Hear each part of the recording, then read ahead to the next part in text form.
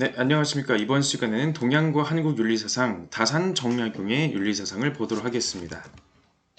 자, 도덕적 심성 중단원에서 도덕 본성 소단원이 되겠네요. 자, 내 행동에 내가 책임져야 하는 이유는 무엇인가? 여러분, 일반적으로 행동이 있으면은 그 행동의 결과가 있을 것이고, 그 결과는 내 행동에 내가 책임진다라고 하는 것은 굉장히 당연한 상식으로 알고 있잖아요.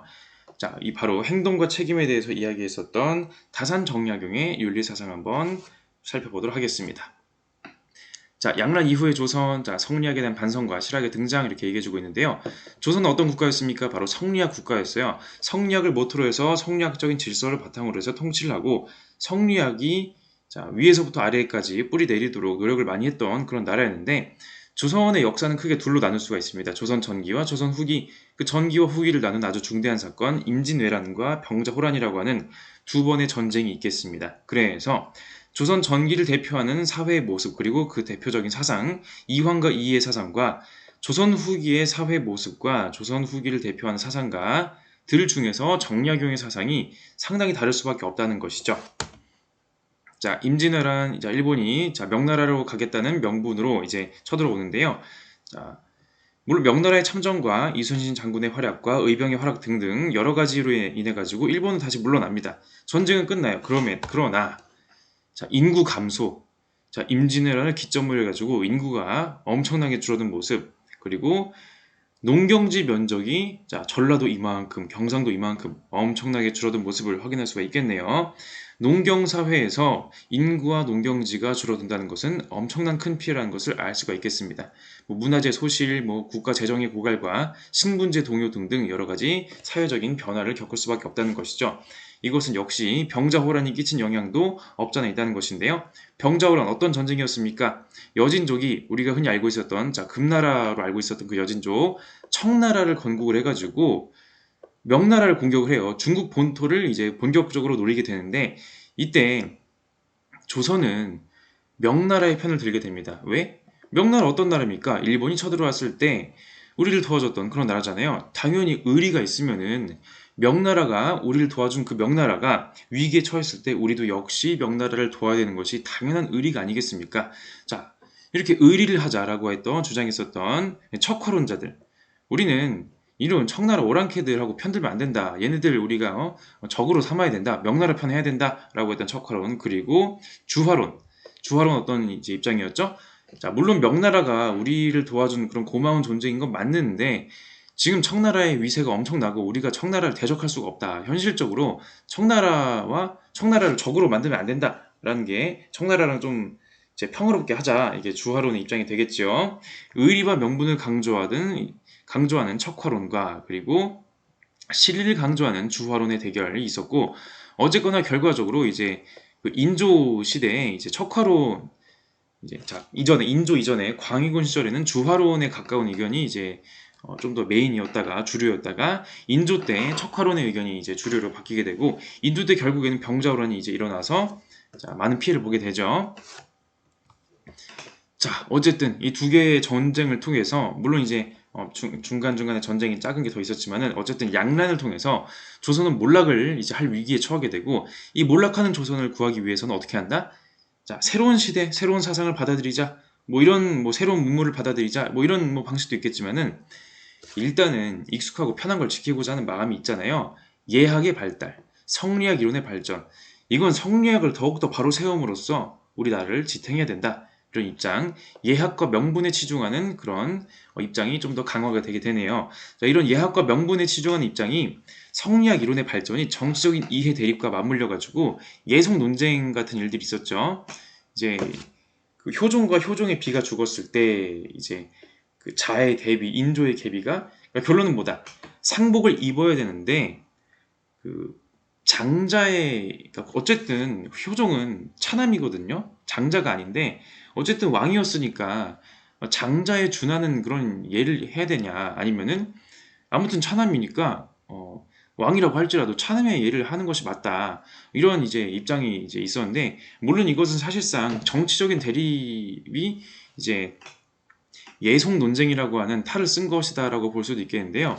어쨌든 이런 식의 사건들을 통해서 물론 예속 논쟁만이 아닙니다만은 성리학의 절대화, 주희의 사상 이외에는 전부 다 이단 취급을 받습니다. 뭐야? 너 주희 사상을 지금 표방하는 게 아니야? 너 혹시 양명학 지금 얘기하는 거야? 너 혹시 불교 얘기하는 거야? 너 혹시 다른 거 얘기하는 거야? 라고 하는 사람들은 사문난적으로 몰려가지고 죽게 되는 거죠. 폐쇄화, 권위주의화가 되게 되고요. 이것이 심해지면 심해질수록 민중은 피폐해지고 새로운 것을 요구하는데 그러한 현실과는 괴리가 되는 모습을 볼 수밖에 없겠다는 거죠. 시대가 가면 갈수록. 자, 이때 실학이라고 하는 사상이 시대 상황의 변화에 따라서 자, 우리는 조금 다르게 생각해보자. 유교의 본래 정신을 회복하자. 이런 의미의 실학이 발달하게 되는 것이죠. 자, 성리학이 대체로 개인의 도덕적 수양에 집중했다면 실학은 뭐다? 현실 사회 문제, 세금 제도는 어떻게 해야 되고, 아니면은 이제 군제는 어떻게 해야 되고 이런 식의 현실 문제를 개혁하는 것을 좀 더 이제 중요하게 생각을 했던 그런 사상 실학이 되겠네요. 이게 아무래도 그 인조랑 인조의 아들이었던 효종 때는 병자호란의 그 상처가 남아있기 때문에 청나라에 대한 그 복수심이 있었거든요. 그래서 북벌 운동이 특히 효종 때 대세가 됩니다. 야, 우리가 힘을 키워가지고 저 청나라에게 복수를 하자. 오랑캐에 당한 치욕을 씻자. 명나라에 대한 의리를 지키자. 이런 북벌 운동이 대세였다가 자, 시간이 지나면 지날수록 청나라는 너무 강하고요. 현실적으로 이길 수가 없습니다. 그리고 청나라에 막상 가보니까 청나라에 문물이 막상 괜찮은 것도 많다. 청나라의 선진 문물을 수용해서 국가 사회 발전을 이루자 북학 운동이 이제 대세가 되는 그런 모습이 되겠네요. 자, 이 시대에 서학이 전례가 되거든요. 서학 뭐다?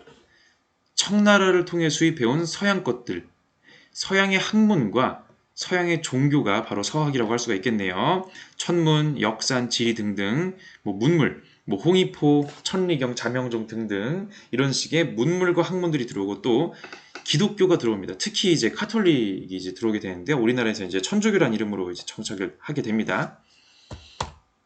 자, 이런 식의 지도들, 야, 이 서양 애들은 되게 저렇게 지도도 정교하게 만드는구만.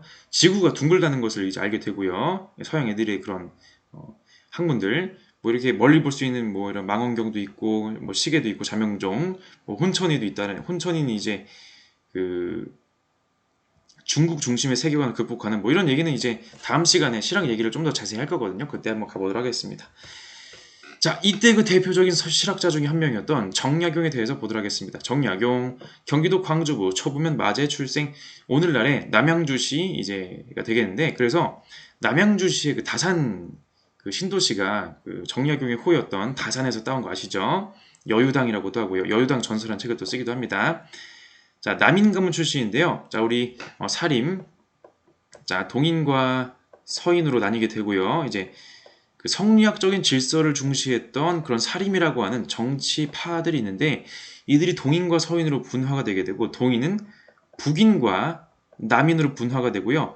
서인은 좀 더 가다가 노론과 소론으로 분화가 되는데 자, 북인은 광해군 때 이제 정권을 잡다가 나중에 광해군의 몰락과 함께 실각을 하게 되고 남인 자, 이때 효종 이후에 시간이 점점 지나면 지날수록 서인 위주의 정치 구도가 되고 남인은 상대적으로 완전 주류는 아닙니다. 물론 남인이 정권을 잡는 그런 시기도 있었겠지만은 기본적으로는 서인 위주의 구도가 되는데요. 자, 상대 이런 거 있어요. 정치에 주류에 있는 사람들보다는 정치에 약간 살짝 외곽에 있는 사람, 완전 외곽도 아니고 살짝 외곽에 있는 사람들이 외국 문물을 받아들이는데 상당히 적극적인 모습을 보여주게 됩니다.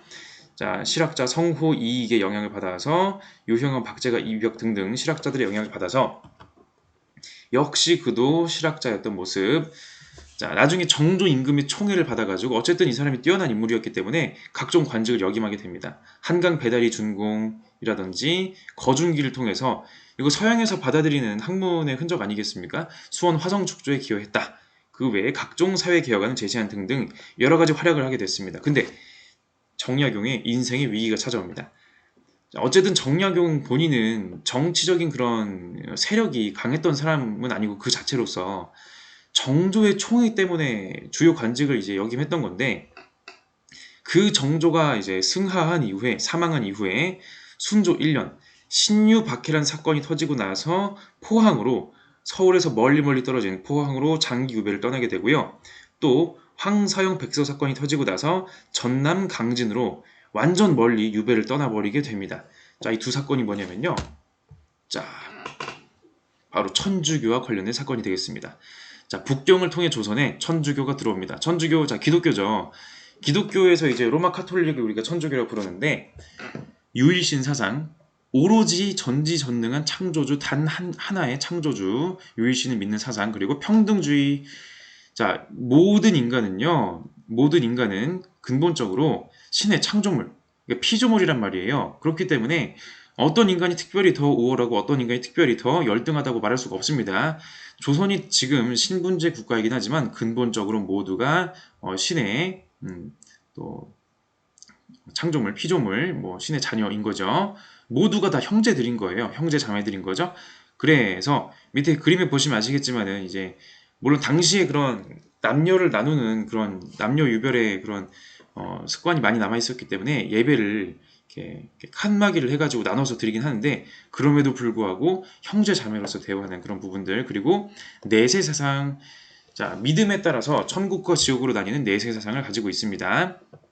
자, 초기에는요, 이것이 서양 학문의 일종이다라고 해가지고 연구가 되었다가 혼란스러운 조선 후기에 광범위하게 전파가 됩니다.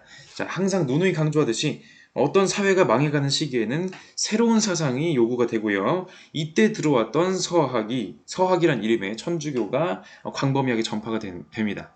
근데 초기에 야, 이거 뭐 천주교, 저 서학 애들은 뭐 저런 걸 믿고 있네 라고서 그냥 생각을 했다가 사람들이, 특히 주류 입장에선요, 이건 성리학적 가치체계에 대한 도전이다. 유일신 사상? 성리학에 그런 거 없죠. 평등주의?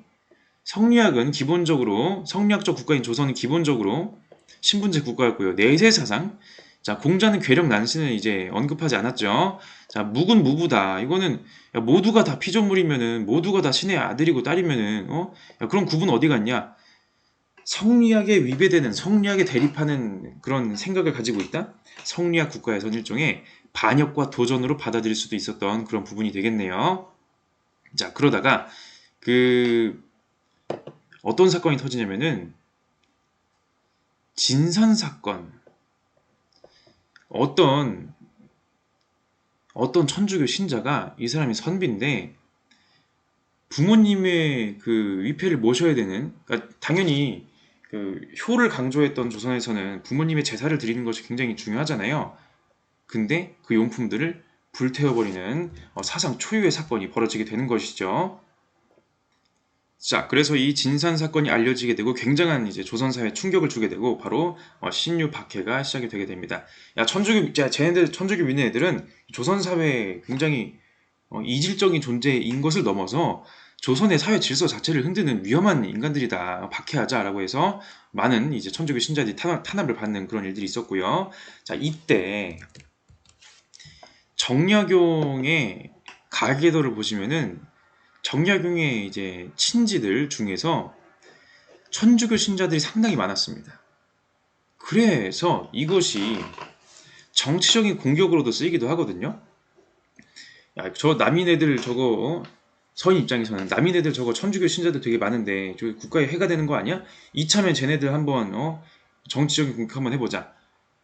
너 천주교 신자야? 아닌데요? 살려줄게. 너 천주교 신자야? 네, 저는 천주교 신앙을 버리지 않겠습니다. 하면 사형을 당할 수도 있는 거죠. 자, 이런 식으로 물론 정약용 본인이 천주교 신자였는지는 논란의 대상입니다. 정치적 공격으로 너 천주교 신자지? 라고 공격을 받을 때마다 부인했어요. 부인했기 때문에 사형은 안 당하고 유배를 가게 되는데, 어쨌든 그의 가계도를 보면은 정약용이 천주교를 접한 것 자체는 분명해 보입니다. 그래서 이 사람이 학문적으로만 관심을 가진 것인가? 아니면 진짜로 신앙을 가지고 있었는가? 이것은 뭐 잘 모르겠습니다. 하여간 이를 계기로 유배 생활을 하게 되었고요. 특히 이제 황사형 백서 사건이라고 해가지고 황사형 역시 정약용의 그 친지 먼 이제 그런 일가의 또 일원이네요. 자, 황사형이 천주교 탄압을 계기로 해가지고 청나라에 편지를 보내는데, 아무래도 천주교가 청나라에서 왔으니까 청나라가 아무래도 좀 그런데 우호적이리라라고 생각을 했었는지 청나라에 편지를 보내가지고 청나라가 군대를 보내서 조선을 점령하고 조선의 그런 천주교 탄압을 멈추게 해주세요 라는 식의 편지를 보내거든요. 문제는 이게 들킵니다. 근데 내용을 보시면 아시겠지만은 외국 군대가 와가지고 조선을 점령해달라? 굉장히 충격적인, 이거는 보통 이상의 사건인 거죠. 그래서 이제 뭐 황사형, 사형은 뭐 말할 것도 없고, 그 일가였던 정약용이 자 포항에서 강진으로 유배를 한 번 더 가게 되는, 더 멀리 가게 되는 그런 부분을 확인하게 되겠습니다. 물론 정약용이 뭐 실제로 그랬는지, 실제로 천주교 신자인지 아닌지는 잘 모르겠지만, 이따 보시게 될 그 정약용의 윤리사상을 보시면은 그 천주교의 영향이 있었던 것만큼은 분명해 보이긴 해요. 추측이긴 하지만 어쨌든 정약용 유배 당했던 그 유배지에서도 활발한 저술 활동을 이제 하게 되는데, 그 워낙 저술의 범위가 넓고 굉장히 많은 책들을 이제 썼기 때문에 그의 사상을 연구하는 다산학이라고 하는 것만으로도 상당한 연구 분야가 된다고 합니다.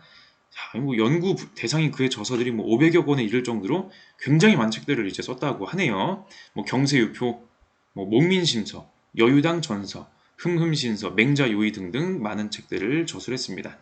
그 중에 그 목민심서는 그 청소년용으로도 굉장히 많이 알려진 책이기 때문에 여러분 꼭 한번 보시면 좋겠습니다. 자, 바로 윤리사상 가보도록 하겠습니다. 자, 이법적 실체에 대한 비판과 마음의 기호라고 얘기가 나와 있는데요. 자, 성리학 얘기 한번 해봅시다. 성리학에서는요, 인간의 본성은 리다, 성즉 리라고 했었잖아요. 우주 자연의 원리이자 궁극적 실체, 일종의 자연 법칙이기도 하죠. 동시에 선천적으로 갖추어진 도덕 본성, 인간의 본성에 내재된 도덕 법칙이라고 했어요. 자연 법칙이자 도덕 법칙, 이것을 이제 이법적 실체라는 말이라고 표현합니다.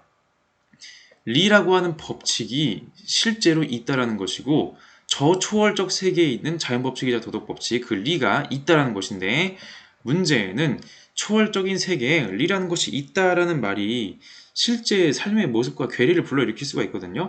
어쨌든 지금 내가 살아가고 있는 모습은 이러이러한데, 저 멀리 보편적인 그런 도덕 법칙이 있다라고 하는 게 정말 내 삶에 진짜로 의미가 있는 것이 맞나? 그 도덕 법칙이 도대체 뭔데? 이런 식의 이제 의문을 이제 제기할 수가 있겠죠. 그래서 정약용은요, 리라고 하는 것의 운동성과 실제성을 부정하게 됩니다.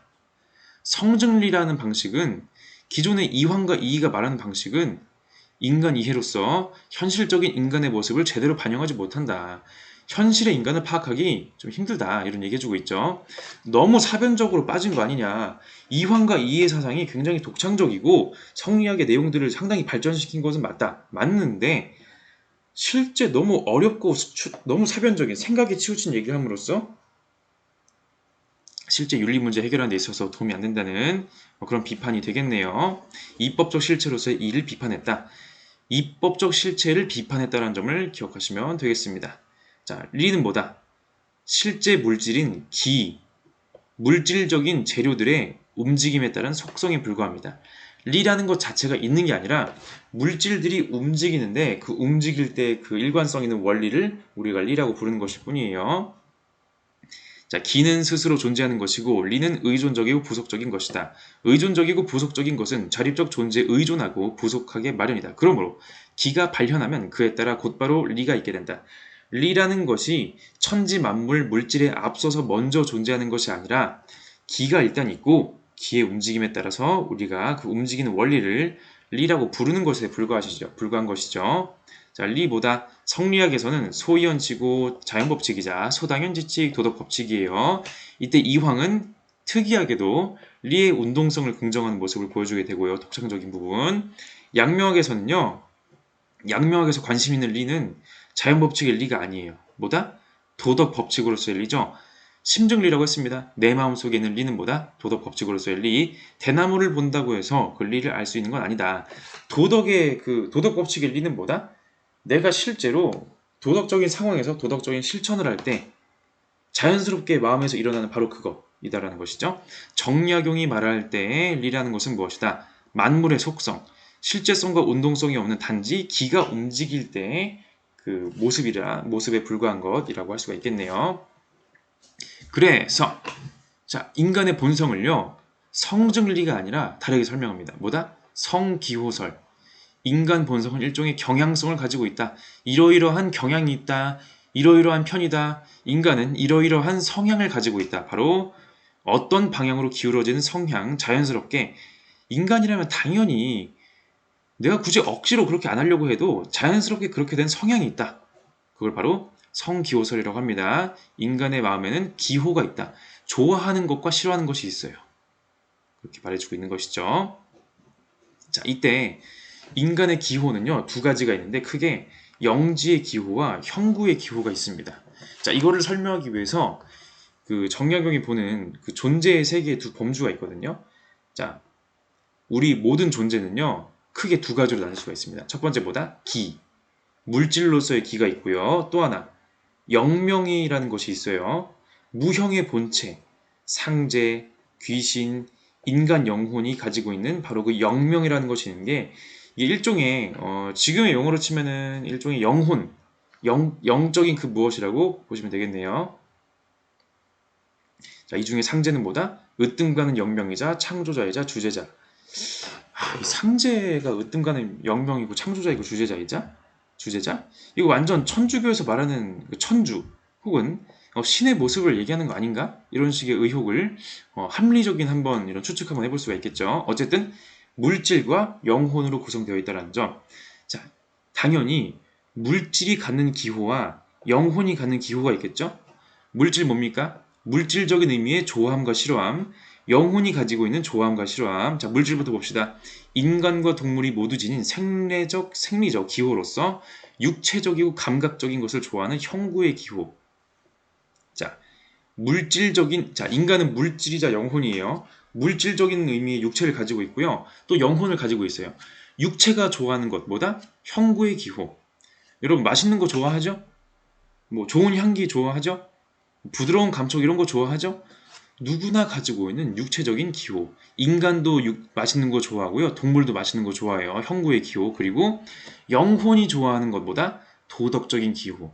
인간의 영혼은요. 선을 좋아하고 악을 미워해요. 영명이 좋아하는 바로 그 영지의 기호가 있다는 것입니다. 자, 무생물, 기만 가지고 있고요.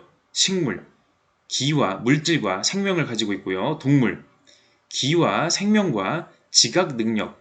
이런 강아지 고양이 보시면 최소한의 인지 능력이 있잖아요. 그죠? 무엇이 이제 먹을 만한 것이고 무엇이 이제 무서운 것이고 무엇을 피해야 하고 이런 식의 인지 능력 있죠? 인간은 여기에 더불어서 뭐가 있다? 영명이라고 하는 영적인 존재, 영혼이 있다는 것이죠. 그러므로 인간은 다른 존재, 자, 동물은 형구의 기호를 가지고 있지만 인간은 뭐다? 특별하게 영지의 기호를 가진다는 것이에요. 도덕적인 선호, 선한 것을 좋아하고 악한 것을 미워하는 그런 영지의 기호를 가지고 있습니다. 참고로 이런 식으로 무생물, 식물, 동물, 인간을 분류하는 이런 부분이 그 순자에게서도 나오거든요. 정약용이 순자를 안 읽었을 리가 없을 것 같죠.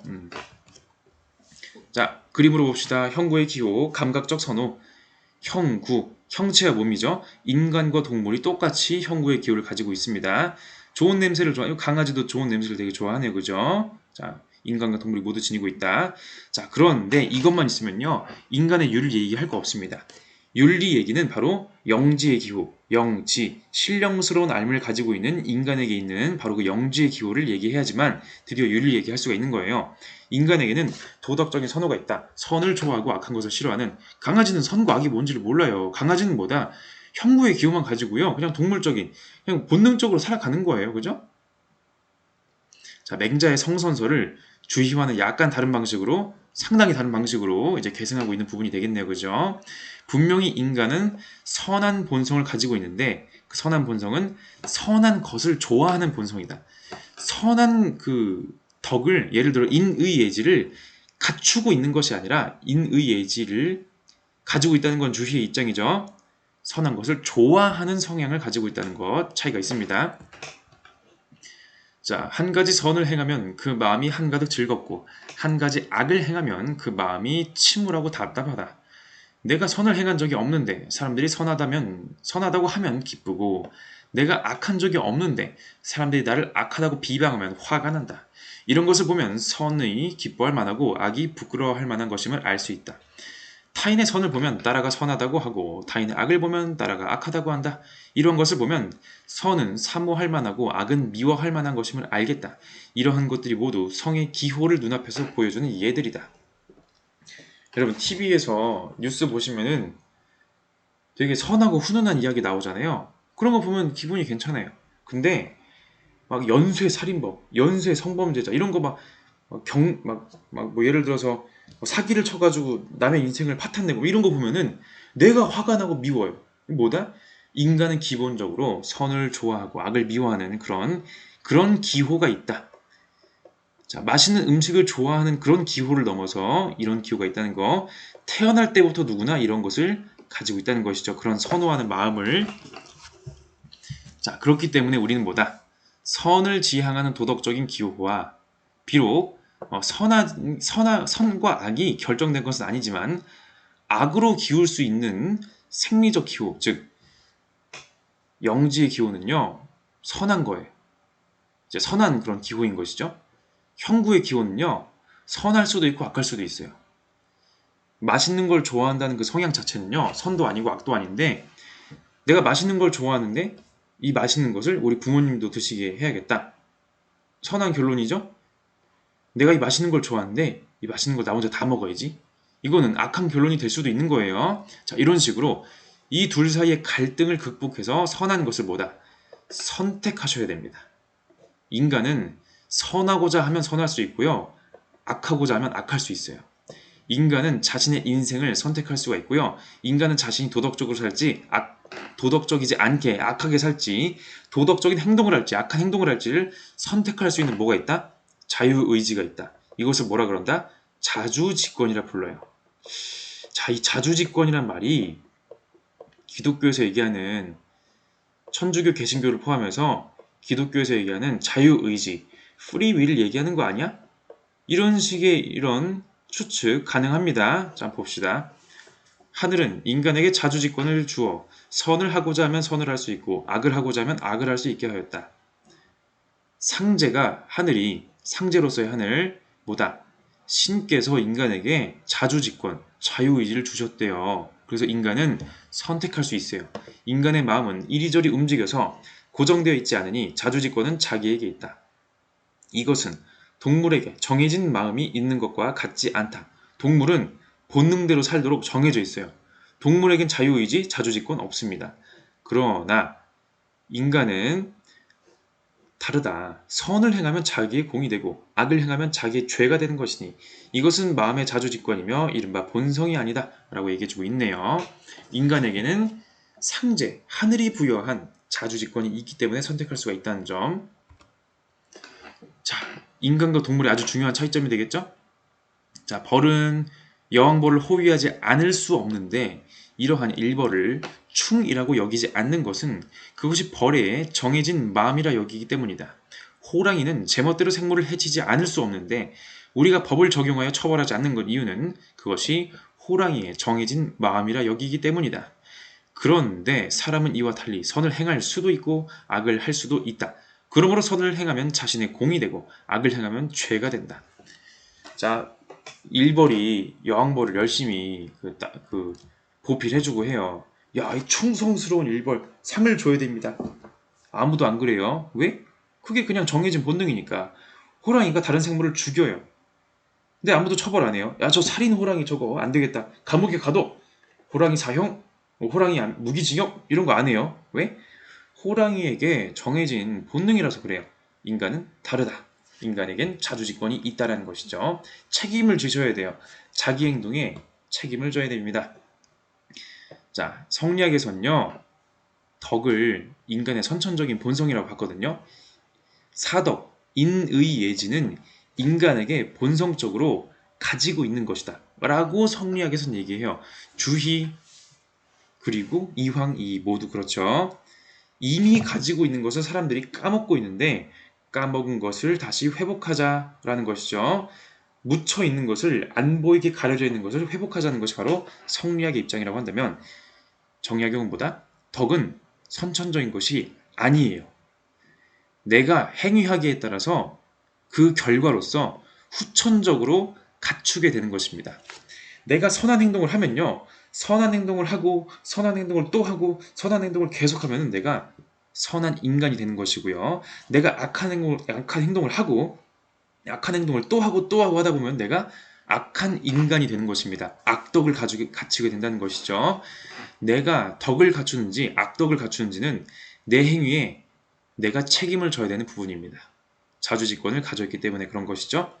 선을 따르기란 산을 오르는 것과 같이 어렵고 악을 따르기란 언덕이 무너지는 것 같이 쉽다라고 얘기하면서 내 실천과 책임을 강조하는 부분이 되겠습니다. 자, 질문 한번 읽어볼게요. 어린아이가 우물로 기어 들어가는 것을 보고 측은해하면서도 가서 구하지 않는다면 그 마음만으로 인이라 할 수 없을 것이다. 누군가 욕을 하거나 발로 차면서 밥을 줄 때 이를 수치스러워하면서도 버리고 가지 않는다면 그 마음만으로 의라 할 수 없을 것이다. 귀한 손님이 대문 앞에 왔을 때 공경하면서도 마중을 나가지 않는다면 그 마음만으로 예라 할 수 없을 것이다. 착한 사람이 억울한 일을 당한 것을 보고 부당하다고 여기면서도 옳고 그름에 대한 태도가 뚜렷하지 못하다면 그 마음만으로 지라 할 수 없을 것이다. 불쌍해 라고 하면서 안 도와줘요. 그 사람이 과연 인자한 사람인가요? 아니라는 거예요. 이를 통해 측은 수호 사양 시비의 마음은 이거 사단이죠? 사단은 인간 본성에 고유한 것이지만 사단은 타고나게 가지고 있어요. 누구나 있습니다. 누구나 불쌍해할 줄 알고요. 누구나 악한 걸 미워할 줄 알고요. 누구나 사양할 줄 알고요. 양보할 줄 알고요. 공경할 줄 알고 누구나 옳고 그름을 따질 수 있어요. 근데 인의예지라고 하는 것은 뭐다? 이거 사덕이죠? 인간의 품성으로서의 인간의 성격과 성향으로서의 인간이 가지고 있는 그러한 내면적인 덕성으로서의 사덕, 인의예지는 뭐다? 측은 수호 사양시비의 확충이다. 선천적으로 가지고 있는 이 사단을 내가 실천으로 후천적으로 만든 거예요. 확충에 이르지 못하면 인의예지란 이름은 끝내 성립할 수 없다. 이거 사단이라고 하는 선한 마음 가지고 있으면 뭐합니까? 실천 안 하면요. 사덕은 없는 거예요. 자, 주희는 뭐라 했죠? 인의예지는 모두 본성이 갖추어져 있으나 선천적이에요. 형체가 혼연하여 볼 수가 없습니다. 안 보일 뿐입니다. 사물에 감촉하여 움직인 뒤에야 측은 수호 사양 시비의 작용을 볼 수 있습니다. 인의예지의 단서도 그 형상을 드러내니 이를 정이라고 합니다. 심통성정 얘기했었죠. 나를 움직이는 것은 마음인데 이 마음의 본체로서의 본성에 뭐가 있다? 본성적으로 인의예지가 있어요. 사덕이 있고요. 인의예지가 상황을 만나서 제대로 표현되면 우리가 그것을 감정, 정중에서 사단이라고 부르는 것이죠. 인이라고 하는 본성이 제대로 표현되면 측은지심이다 라고 하는 것이죠. 반면에 정약용은 순서가 달라요. 자, 주희는 사덕을 가지고 있는 그것이 표현돼서 사단이 된다고 보았고 정약용은 뭐다? 본성적으로 사단을 가지고 있는데 사단을 열심히 실천해서 사덕이라고 하는 것을 내가 후천적으로 갖게 되는 거예요. 사단은 심이라고는 할 수 있으나 성이라고는 할 수 없고 심이라고 할 수 있으나 리라고는 할 수 없고 심이라고 할 수 있으나 덕이라고 할 수 없으니 명칭을 바로잡지 않을 수 없다. 이 측은지심에 나아가면 바로 인을 얻을 수 있고 이 수호지심에 나아가면 바로 의를 얻을 수 있다. 인의예지의 이름과 같은 것은 반드시 이를 행한 뒤에 이루어지는 것이다. 실천해야 인의예지 사덕이 있다고 하는 거예요. 자, 인의예지라는 이름은 이를 행한 뒤에 이루어진다. 그러므로 사람을 사랑한 뒤에 인이라고 하지 사랑하기 전에 인이라 하지 않고 자신을 선하게 한 뒤에 의라고 하지 자신을 선하게 하기 전에 의라고 하지 않는다. 손님과 주인이 절하고 읍한 뒤에 예라 하고 사물을 분명히 분간한 뒤에 지라고 말할 수 있다. 어찌 인의예지 네 가지 알맹이가 복숭아씨나 살구씨처럼 사람의 마음 가운데 주렁주렁 매달려 있는 것이겠는가? 자, 정약용과 성리학은요. 둘 다 사단은 선천적이라고 봤어요. 그러나 사덕에 있어서는 정약용은 후천설을 따르고 있습니다. 후천설을 주장하고 있죠. 사덕은 만든 것이다. 사단을 실천해서 말이에요. 자, 안연이 인을 물었을 때 공자께서 자기를 이기고 예로 돌아가는 것이 인이다. 극기복리에 하셨으니 인이란 것은 사람의 공으로 성립하는 것이지 태어날 때 하늘이 한 덩어리 인을 사람의 마음에 끼워 넣은 것이 아니다. 맹자는 삶을 버리고 의를 취한다. 사생취의라고 했으니 이는 하나의 삶과 의가 저기에 모두 있을 때 내가 저기로 나아가서 짧은 것은 버리고 삶은 버리고 긴 것, 의를 취함을 밝힌 것이다. 원래부터 한 덩어리의 의가 마음속에 끼워져 있었다면 또한 어떻게 그것을 버리거나 취할 수 있겠는가? 버리거나 취한다는 말 자체가 이미 가지고 있는 것이 아니라는 거예요. 자, 그리고 이건 뭐다?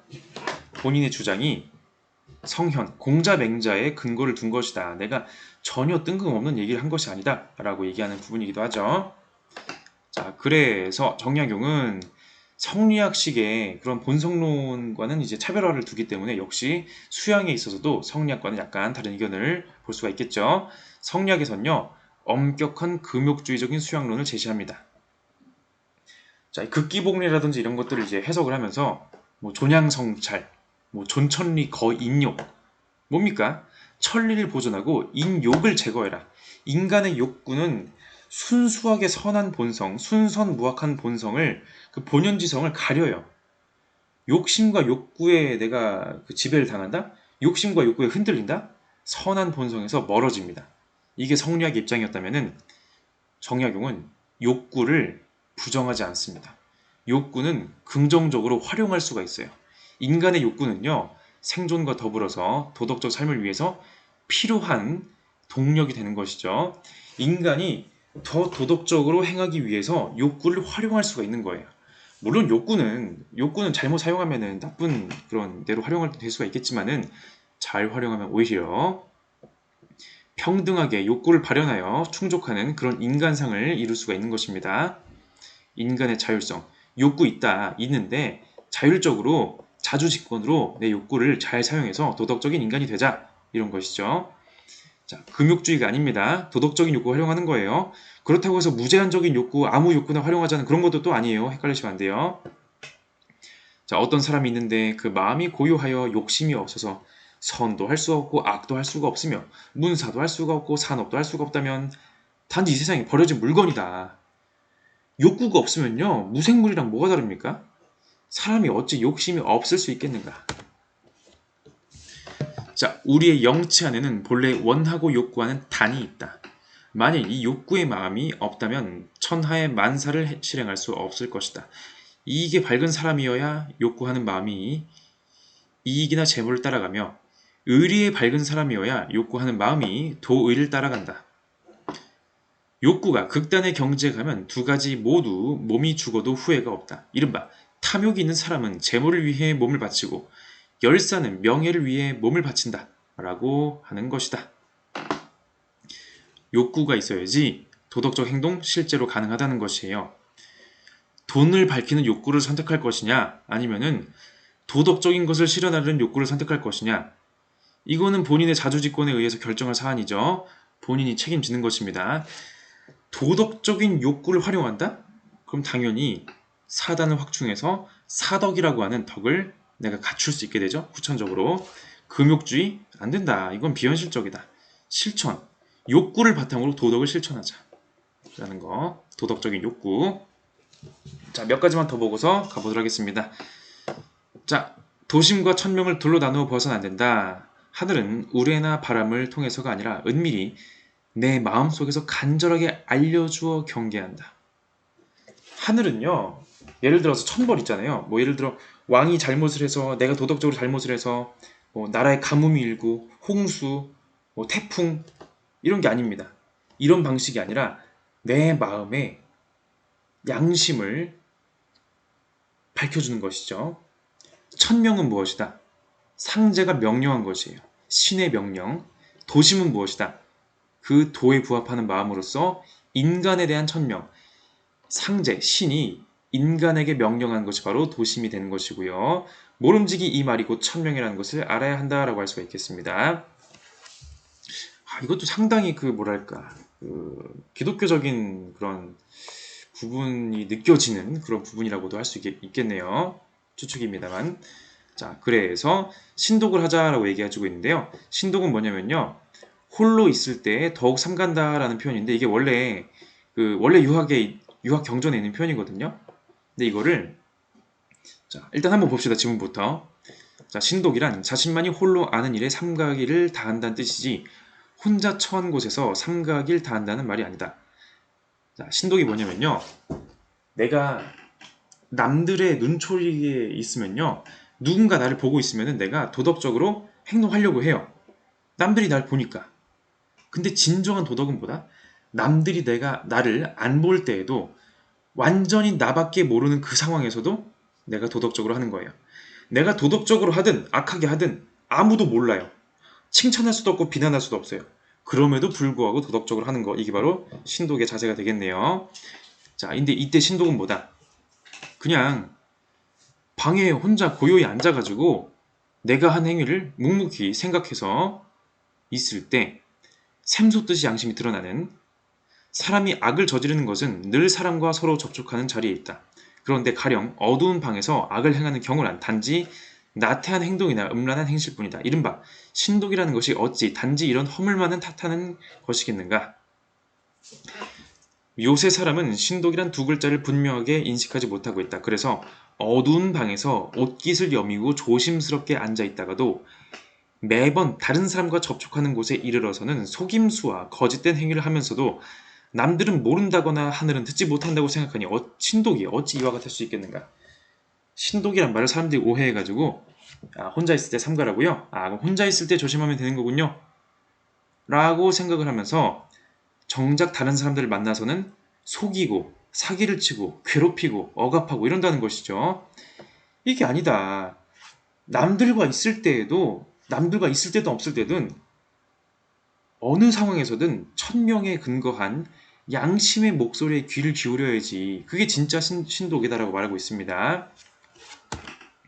자, 그래서 지금까지 살펴본 정약용의 사상, 이황이의 사상들을 이제 종합해보면 중요한 건 뭐다? 누구나 도덕적 주체가 될 수가 있다. 남들이 시켜서 부모님이 시켜서 부모님이 칭찬을 해가지고 용돈을 줘가지고 선생님이 하라고 해서 학교에서 하라고 하니까 아니면은 나라에서 법으로 강제하니까 도덕적인 인간이 되는 게 아니라 내가 도덕적 인간이 되기로 결단하고 살아가는 것이죠.